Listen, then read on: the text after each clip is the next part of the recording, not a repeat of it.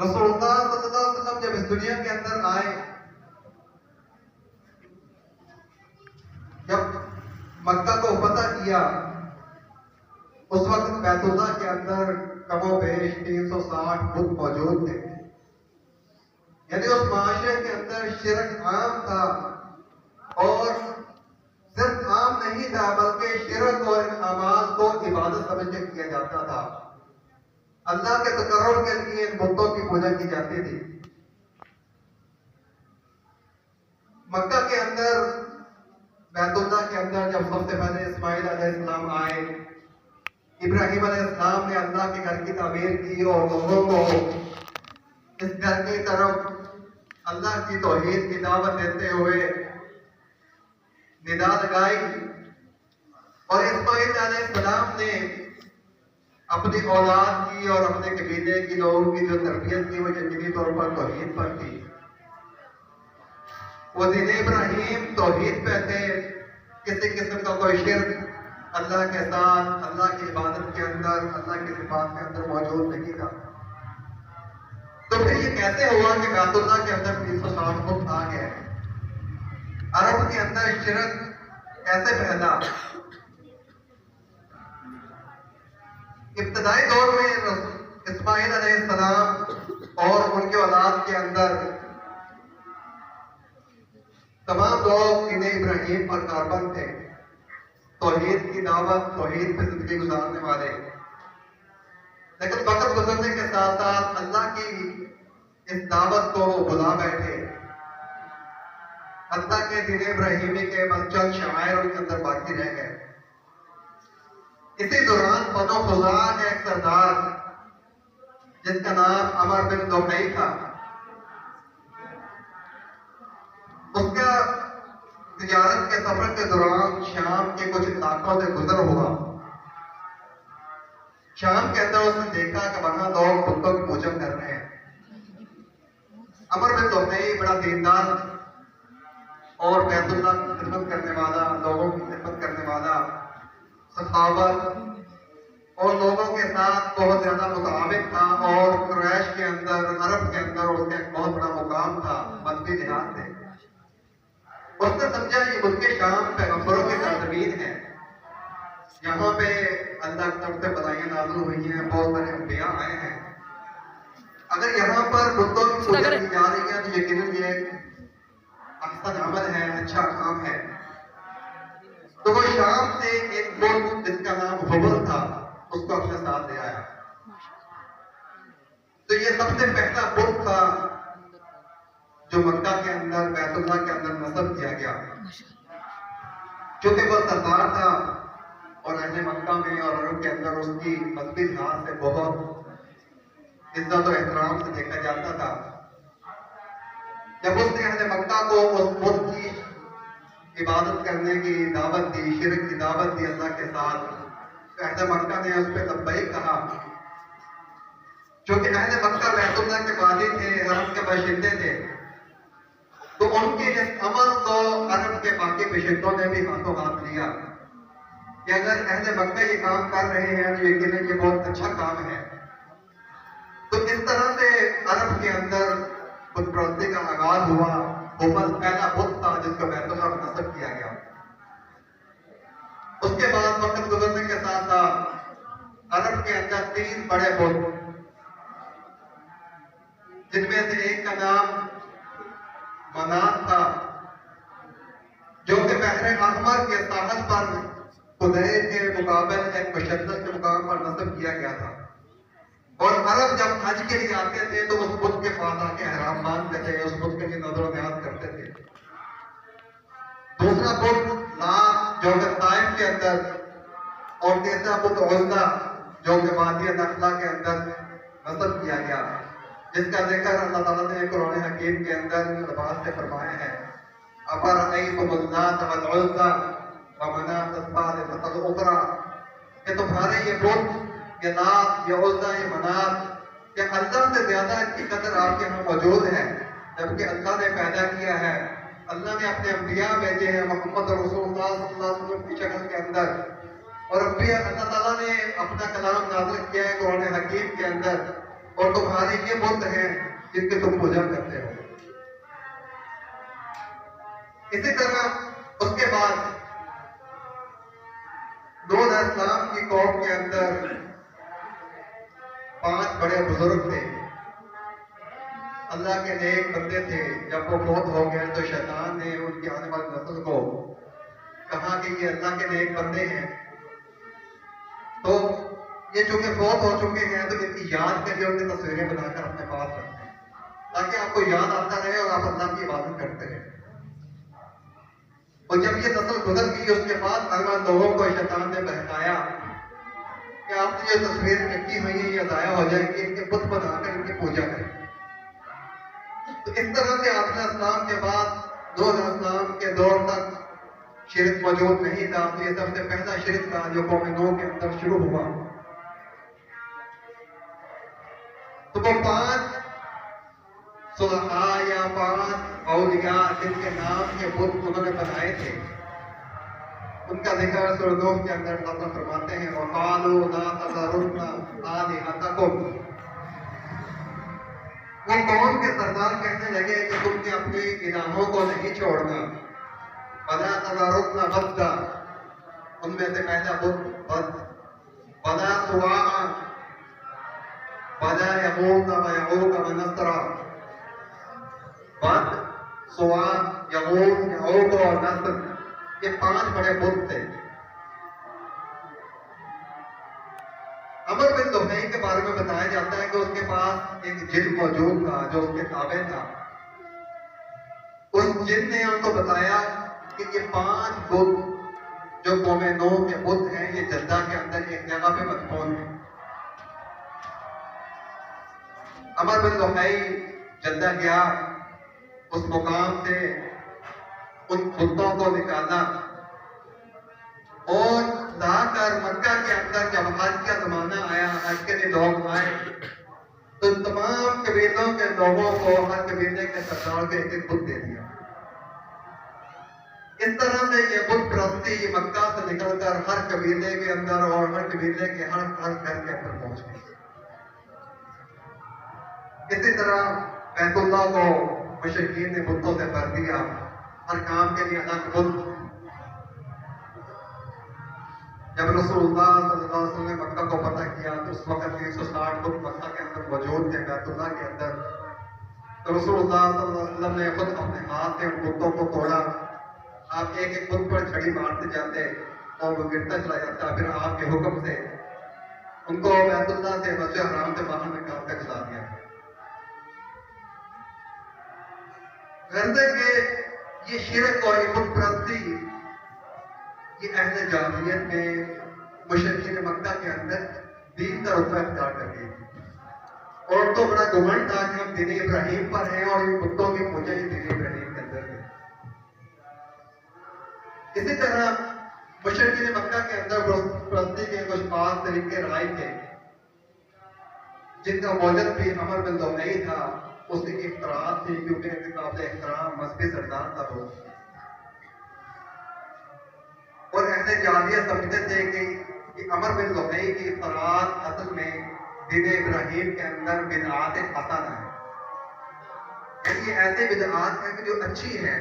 جو دین کے اندر شامل کی جاتا ہے. کہ آج بھی ہمارا معاشرے کے اندر کچھ لوگ دین کے اندر بدعات کو بدعات حسنہ کہہ دیتے ہیں، جبکہ رسول اللہ صلی اللہ علیہ وسلم کا واضح فرمان ہے کل بدعۃ ضلالہ وکل ضلالۃ فی النار، کہ ہر بدعت گمراہی ہے. بدعت کبھی اچھی نہیں ہو سکتی. بدعت سنت کے مقابلے میں آتی ہے کہ جب آپ رسول اللہ صلی اللہ علیہ وسلم کے طریقے کے مطابق عمل کرتے ہیں تو وہ سنت کے مطابق ہے، اور جب رسول اللہ صلی اللہ علیہ وسلم کے طریقے سے ہٹ کے اپنے مرضی کو جتنا بھی اچھا عمل کرے وہ بدعت کہلاتی ہے. اور بدعت کتنی بھی اچھی ہو وہ یقینی طور پر گمراہی اور جہنم میں لے کر جانے والی ہے.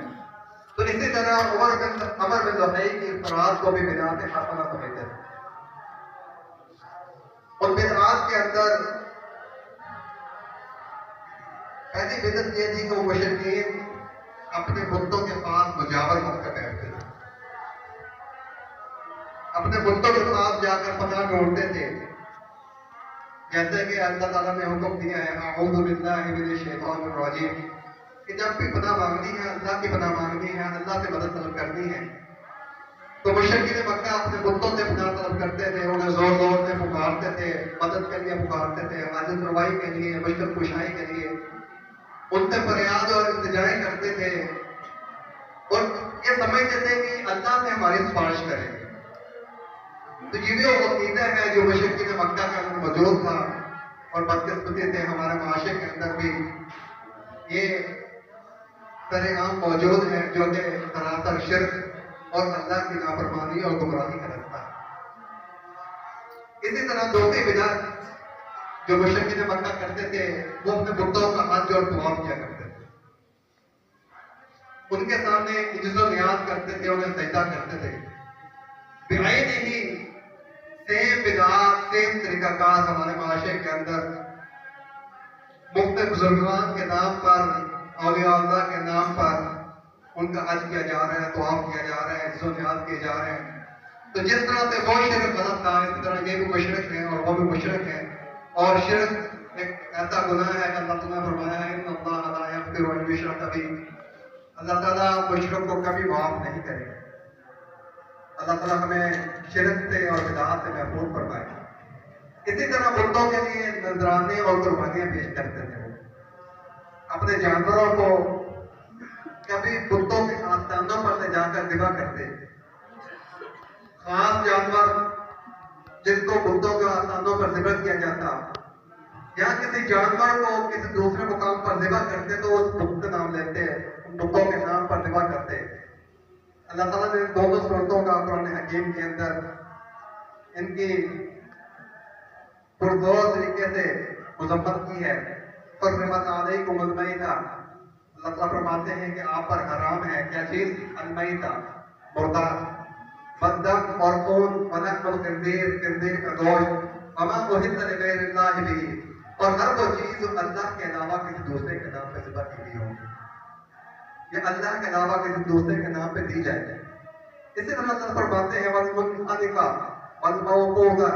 والمتردیہ والنطیحہ وما أكل السبع إلا ما ذكيتم وما ذبح على النصب، ہر وہ چیز جو آستانے پہ ذبح کی گئی وہ بھی اسی طرح حرام ہے جس طرح کہ مردار حرام ہے، جس طرح کہ خنزیر کا گوشت حرام ہے، اور جس طرح کہ خون اور باقی چیزیں اللہ نے حرام کی۔ تو اسی طرح اسی آیت کے اندر اللہ تعالیٰ نے فرمایا کہ جو آستانوں پہ ذبح کیا جانے والا جانور حرام ہے، جیسا کہ مشرکین مکہ کرتے ہیں۔ اسی طرح اللہ تعالیٰ فرماتے ہیں وَلَا تَأْكُلُوا مِمَّا لَمْ يُذْكَرِ اسْمُ اللَّهِ عَلَيْهِ، کہ ایسا جانور جو اللہ کا نام لیے بغیر یا اللہ کے علاوہ کسی دوسرے کے نام پر ذبح کیا جاتا ہے اس کو مت کھاؤ۔ تو یہ وہ چیز، کوئی بھی جانور، کوئی بھی چیز کہیں بھی ذبح کرے، کہیں بھی اسے اللہ کے نام، اللہ کے علاوہ کسی دوسرے کے نام پہ وہ حرام ہے۔ اسی طرح چوتھی چیز جو مشرکین مکہ کے اندر موجود تھی، وہ بتوں کے ساتھ، بتوں سے تقرب حاصل کرنے کا ایک طریقہ یہ تھا کہ اپنے کھانے پینے والی چیزیں اپنی مرضی کے مطابق ان بتوں کے لیے وقف کرتے تھے۔ اسی طرح اپنی کھیتی میں سے، اپنی پیداوار میں سے، اپنے جانور اور مویشیوں میں سے ایک حصہ بتوں کے لیے خاص کرتے تھے، جیسا کہ اللہ نے ہمیں حکم دیا ہے زکات اپنے مال میں سے ایک حصہ اللہ کے لیے وقف کرنا ہے، اپنے اناج کے اندر کھیتیوں سے عشر اور اس طرح چوپایوں کا ایک حصہ اللہ کے لیے وقف کرتے ہیں۔ تو یہ سیم کام وہ بتوں کے لیے کرتے تھے۔ اور ایک دلچسپ بات یہ تھا کہ وہ اللہ کے لیے جو کھیتی یا جو جانور مختص کیے ہوتے تھے اس میں سے اگر ضرورت پڑتی تو بتوں کو دے دیتے، لیکن جو بتوں کے لیے مخصوص ہوتا وہ اللہ کے لیے نہیں وقف کرتے تھے۔ یعنی اگر بتوں کے لیے زیادہ ضرورت پڑ گئی ہے تو وہ صدقے کے مال میں سے جو اللہ کے لیے وقف کیا ہوتا ہے نکال کر دے دیتے، لیکن اگر اللہ کا مال کم ہوتا تو بتوں کے مال سے اللہ کے لیے صدقہ نہیں کرتے۔ اس کا بھی اللہ تعالیٰ نے قرآن حکیم کے اندر وَجَعَلُوا لِلَّهِ مِمَّا ذَرَأَ فِي الْأَرْضِ، کہ اللہ نے جو کھیتی پیدا کی ہے، وَالْأَنْعَامَ، اور جو چوپائے مویشی جانور پیدا کیے ہیں، اس کے ایک حصہ نصیباً وہ کیا کرتے تھے؟ مختص کرتے تھے فقالوا ھذا للہ، یہ اللہ کے لیے، یعنی کہ بتوں کی عبادت کے ساتھ ساتھ وہ اللہ کے لیے بھی حصہ نکالتے تھے۔ تو اس سے پتہ چلتا ہے کہ کوئی انسان اللہ کے لیے کرتا ہے تو ہم یہ نہیں کہہ سکتے کہ وہ مشرک نہیں ہو سکتا، جیسا کہ ہمارے معاشرے کے اندر موجود ہے کہ بندہ تو اللہ کی عبادت کرتا ہے ساتھ شرک کرتا ہے، کیا ہوگا؟ جب وہ شرک کرتا ہے تو اللہ کی عبادت سے نکل جاتا ہے۔ انسان مومن ہونے کے بعد بھی شرک کر سکتا ہے، تو اسی طرح وہ اللہ کے لیے ایک حصہ مقصود کرتے تھے اور کہتے تھے فقالوا ھذا للہ، یہ حصہ اللہ کے لیے ہے بزعمہم، اللہ تعالیٰ فرماتے ہیں ان کے زعم کے اندر ہے، ان کا خیال ہے، حقیقت میں اللہ کے لیے نہیں تھا۔ وَھَذَا لِشُرَكَائِنَا، اور دوسرا حصہ ہمارے شریکوں کے لیے ہے جو ہمارے بت ہیں۔ فَمَا كَانَ لِشُرَكَائِهِمْ، اور جو ان کے شرکاء کے لیے ہوتا فَلَا يَصِلُ إِلَى اللَّهِ، وہ اللہ کو کبھی نہیں ملتا تھا۔ وَمَا كَانَ لِلَّهِ، اور جو اللہ کے لیے نکالتے فَهُوَ يَصِلُ إِلَى شُرَكَائِهِمْ، وہ بھی اپنے شرکاء کو دے دیتے۔ سَاءَ مَا يَحْكُمُونَ، اللہ تعالیٰ فرماتے ہیں کیسا غلط فیصلہ وہ کرتے تھے، کتنا برا فیصلہ یہ لوگ کرتے تھے۔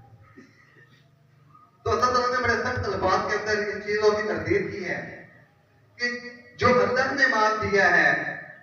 وَمِمَّا رَزَقْنَاهُمْ يُنْفِقُونَ، اللہ نے کوئی مال دیا ہے، کھیتی دی ہے، اناج دیا ہے، چوپائے دیے ہیں، جتنی اللہ کی نعمتیں ہیں اس میں سے اللہ کا حق ہے، اللہ تعالیٰ نے ایک حق مخصوص کیا ہے جو صرف اللہ کے لیے ہے، اللہ کے علاوہ کسی غیر اللہ کے لیے عبادت کے لیے اللہ کی خوشنودی کے لیے دینا جائز نہیں ہے، بلکہ یہ شرک ہے۔ اسی طرح بتوں کے تقرب میں ایک اور طریقہ جو مشرکین کے اندر موجود تھا کہ وہ اپنی کھیتی میں سے نظر و نیاز مانگتے تھے، چوپایوں میں سے تو خاص جانور مخصوص کر دیتے ہیں نظر کے لیے۔ اللہ تعالیٰ فرماتے ہیں وَقَالُوا هَٰذِهِ أَنْعَامٌ وَحَرْثٌ، کہ یہ جو انعام جانور چوپائے اور کھیتی باڑی کھیتی ہے حجر، یہ ممنوع ہے، یہ مخصوص ہو گئی ہے، اس میں نہ کوئی کھا سکتا ہے، نہ اس پہ کوئی سواری کر سکتا ہے، نہ اپنے کسی مقصد کے لیے استعمال کر سکتا ہے، لا يطعمها الا من نشاء، کوئی اور نہیں کھا سکتا لیکن ہم کھا سکتے ہیں، جو ان کے سردار جو بڑے مجاور ہیں، ہم اس میں سے کھا سکتے ہیں لیکن باقی لوگ اس میں سے نہیں رہ سکتے۔ وَأَنْعَامٌ حَرَّمَتْ ظُهُورُهَا، اور جن جانوروں کی پیٹیں انہوں نے حرام کر دی ہیں، وَأَنْعَامٌ لَا يَذْكُرُونَ اسْمَ اللَّهِ عَلَيْهَا، کہ یہ جانور ان پر سواری کوئی نہیں کر سکتا،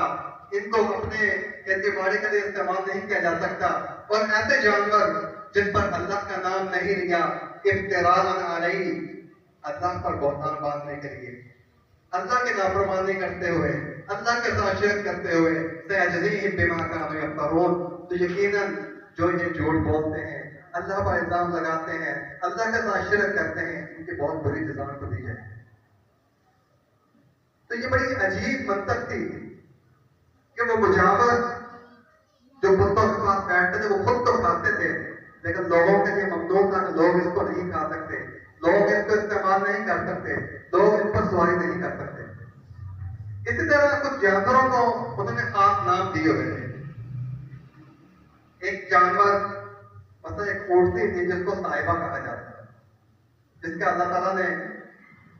قرآن حکیم کے اندر ذکر فرمایا مَا جَعَلَ اللَّهُ مِن بَحِيرَةٍ وَلَا صَاحِبَةٍ، کہ اللہ تعالیٰ نے نہ کو بحیرہ بنایا ہے، نہ کوئی صاحبہ، وَلَا وَسِيلَةٍ وَلَا حَامٍ، نہ وسیلہ ہے نہ حام ہے، وَلَٰكِنَّ الَّذِينَ كَفَرُوا يَفْتَرُونَ عَلَى اللَّهِ الْكَذِبَ، لیکن یہ کافر لوگوں نے اللہ پر جھوٹ باندھا ہے، وَأَكْثَرُهُمْ لَا يَعْقِلُونَ، اکثر لوگوں کو عقل نہیں ہے۔ تو کرتے کیا تھے؟ ایک ایسی اونٹ نہیں جو مینیجر پہ 10 مادہ بچے دیتی تھی، یعنی ان 10 مادہ بچوں کے درمیان کوئی نر پیدا نہیں ہوتا، اس اونٹنے کو آزاد چھوڑ دیتے، نہ کوئی اس پہ سواری کرتا، نہ اس کے بال کاٹتے، اور نہ ہی مہمان کے علاوہ کسی کو اس کا دودھ پینے کی اجازت ہوتی۔ اب ان 10 بچوں کے بعد اب جو 11واں مادہ بچہ اس اونٹنے سے پیدا ہوتا اس کا وہ کان چیر دیتے اور اسے بھی آزاد کر دیتے، اس کو بھی سواری نہیں کی جاتی، نہ اس کے بال کاٹے جاتے۔ تو یہ جو اس کا بچہ ہے جو 11ویں نمبر پہ مادہ پیدا ہوا ہے، اس کو بحیرہ کہتے تھے اور اس کے ماں کو صاحبہ کہتے تھے، اور ان دونوں اونٹنیوں کو وہ اپنے ذاتی مصرف میں نہیں لے کے آتے تھے، نہ ان کو گوشت کھاتے، نہ ان کا دودھ پیتے، نہ ان کو سواری کرتے، تو خود سے انہوں نے اس کو حرام کیا ہوا تھا اللہ کے تقرب کے لیے، کسی بتوں کے تقرب کے لیے۔ اسی طرح وسیلہ اس بکری کو کہتے تھے جو بکری 5 دفعہ پیدل پہ 2 مادہ بچے تھے، یعنی کہ 5 دفعہ بچے دیتے تھے، ٹوٹل 10 مادہ بچے ہوتے، اور اس بکری کو بھی وہ ممنوع قرار دیتے کہ کوئی اس کو نہیں کھا سکتا تھا، لیکن اس کے جو بچے پیدا ہوتے اس 10 کے بعد اس کو صرف مرد کھا سکتے تھے، عورتیں نہیں کھا سکتے، یعنی یہ بھی ان کی اپنی گھڑی ہوئی منطق تھی جس کا اللہ نے رد فرمایا ہے کہ اپنی مرضی سے مردوں کو اجازت دے دی اور عورتوں پہ اس کو حرام کر دیا۔ اسی طرح ایک اونٹ جس کی جفتی سے پیدا 10 مادہ بچے پیدا ہوتے ہیں اس کو حرام کہتے تھے، اس کے ساتھ بھی یہی معاملہ کرتے ہیں۔ تو یہ سارے بت پرستی کے ان کے طریقے تھے جن کی اللہ تعالیٰ نے یہاں تردید فرمائی ہے، ما جعل اللہ من بحیرۃ ولا صاحبۃ ولا وسیلۃ ولا حام۔ تو اب سعید بن مسیب رحمہ اللہ فرماتے ہیں کہ جانور کے تابوتوں کے لیے تھے، یعنی کہ جو ان کے جو بڑے مجاور تھے انہوں نے اپنے ذاتی مفادات کے لیے ان کو اس پہ پابندیاں لگائی ہوئی تھی،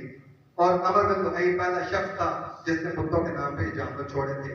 جبکہ اللہ تعالیٰ نے فرمایا ہے الا للہ الدین الخالص، کہ اللہ کے لیے دین خالص ہے، والذین اتخذوا من دونه اولیاء، وہ لوگ جنہوں نے اللہ کے علاوہ کوئی دوسرے اولیاء بنائے ہوئے ہیں، کوئی دوسرے لوگوں کی وہ عبادت کرتے ہیں اور کہتے ہیں ما نعبدهم الا لیقربونا الی اللہ زلفیٰ، یہ ہم ان لوگوں کی عبادت نہیں کرتے، اس لیے عبادت نہیں کرتے کہ ان کو ہم رب سمجھتے ہیں یا اللہ سمجھتے ہیں، بلکہ ہم ان کی اس لیے عبادت کرتے ہیں کہ ہمیں اللہ کے قریب کرتے ہیں۔ بے آئی نہیں سیم عقیدہ سیم بات ہمارے معاشرے میں سننے کو ملتی ہے کہ ہم ان بزرگان کی اس لیے عبادت یا تعظیم نہیں کرتے، ان کو سجدہ نہیں کرتے، بلکہ مقصد اللہ کی قرب حاصل کرتے ہیں۔ سیم کام قریش مکہ اور مشرکین مکہ کرتے تھے جن کا اللہ تعالیٰ نے بھرپور طریقے سے رد کیا ہے کہ ان کا عقیدہ تھا کہ اللہ کے قریب کر دیں گے، اور ایک دوسرا عقیدہ کہ اللہ کے حضور میں ہماری سفارش کریں گے، اس کا بھی سفر رد کیا ہے۔ وَيَعْبُدُونَ مِن دُونِ اللَّهِ، کہ وہ اللہ کے علاوہ عبادت کرتے کس کی؟ مَا لَا يَضُرُّهُمْ وَلَا يَنفَعُهُمْ، جو نہ کوئی نقصان پہنچا سکتا نہ کوئی فائدہ دے سکتا۔ وَيَقُولُونَ هَؤُلَاءِ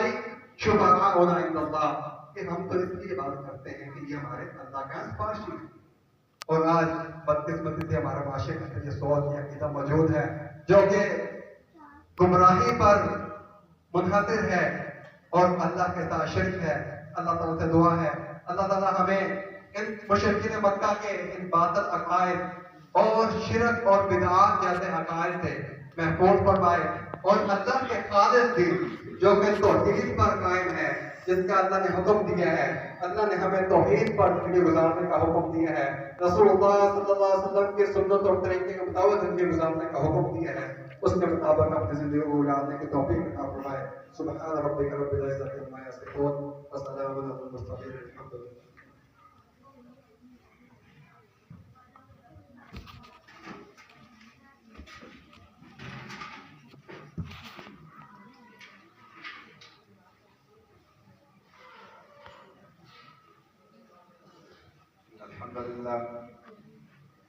الحمد لله نحمده ونستعينه ونستغفره ونعوذ بالله من شرور أنفسنا ومن سيئات أعمالنا، من يهده الله فلا مضل